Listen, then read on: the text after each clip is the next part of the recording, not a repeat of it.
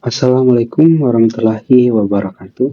Perkenalkan, nama saya Kevin Anugrah Samakila dengan NIM H0712410005, mata kuliah Logika Komputer A, Sistem Informasi Universitas Hasanuddin.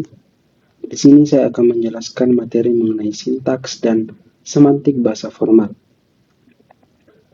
Apa sih itu bahasa formal?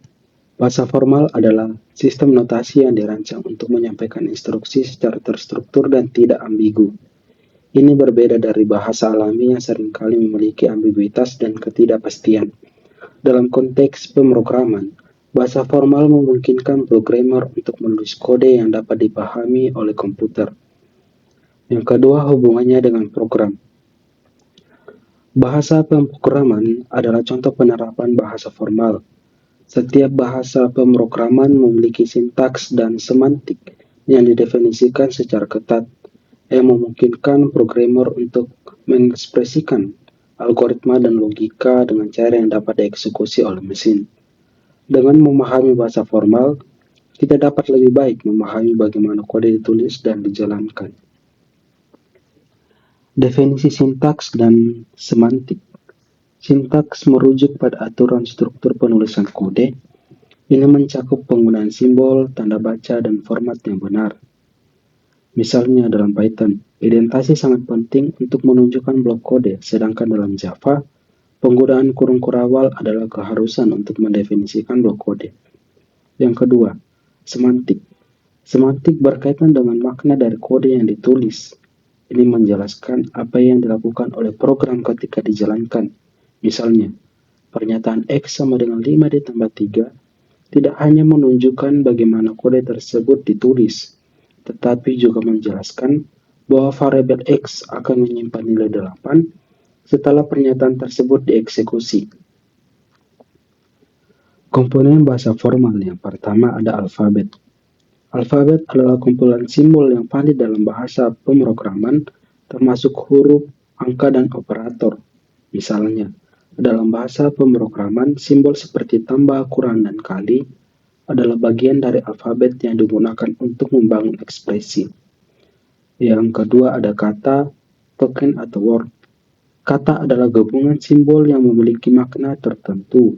Contohnya adalah kata kunci seperti if, while, dan angka seperti 1, 2, 3. Token adalah unit dasar yang digunakan dalam pemrograman untuk membangun pernyataan dan ekspresi. Yang ketiga, ekspresi atau expression adalah kombinasi token yang menghasilkan. Misalnya, X ditambah Y dikali 2 adalah ekspresi yang akan dihitung untuk menghasilkan nilai berdasarkan nilai X dan nilai Y. Yang keempat, pernyataan atau statement. Pernyataan adalah instruksi lengkap yang dapat dieksekusi. Contoh pernyataan termasuk X sama dengan 10 atau return X ditambah Y. Pernyataan ini memberitahu komputer apa yang harus dilakukan. Hierarki bahasa formal. Yang pertama, regular language.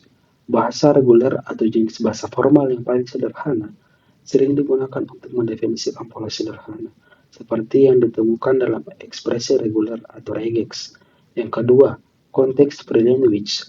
Bahasa bebas konteks memiliki struktur yang lebih kompleks, memungkinkan penggunaan konstruksi bersarang seperti pernyataan if-else dan loop. Ini penting dalam pemrograman karena banyak struktur kontrol yang digunakan dalam kode. Yang ketiga, context-sensitive language. Bahasa sensitif konteks bergantung pada konteks di mana simbol digunakan. Contohnya adalah deklarasi variabel yang harus dilakukan sebelum variabel tersebut digunakan dalam program. Contoh sintaks dalam bahasa pemrograman. Dalam Python, sintaks sangat bergantung pada indentasi untuk menunjukkan blok kode. Misalnya, fungsi grid di atas menunjukkan bagaimana indentasi digunakan untuk menentukan bagian dari kode yang termasuk dalam fungsi tersebut. Sebaliknya, Java menggunakan kurung kurawal untuk mendefinisikan blok kode dan titik koma untuk mengakhiri pernyataan. Ini menunjukkan perbedaan dalam sintaks antara dua bahasa pemrograman yang populer. Kesalahan sintaks atau sintaks error. Kesalahan sintaks adalah kesalahan yang terjadi ketika kode tidak mengikuti aturan sintaks yang ditetapkan oleh bahasa pemrograman. Contoh kesalahan ini dapat mencakup kurangnya tanda titik koma di tiap pernyataan dalam Java atau kesalahan indentasi dalam Python. Kesalahan ini mencegah program dari kompilasi atau eksekusi yang benar, sehingga penting untuk memahami dan memperbaiki kesalahan ini agar kode dapat berjalan dengan baik. Parser dan kompilator. Parser adalah komponen yang bertugas memeriksa apakah kode yang ditulis sesuai dengan aturan sintaks. Jika ada kesalahan, parser akan memberikan umpan balik kepada programmer tentang bagian mana yang perlu diperbaiki. Yang kedua yaitu kompilator atau interpreter.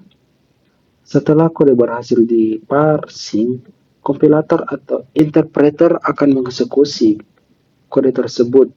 Proses ini melibatkan beberapa langkah termasuk analisis leksikal untuk tokenisasi, analisis sintaks untuk memeriksa struktur, dan analisis semantik untuk memastikan makna kode benar.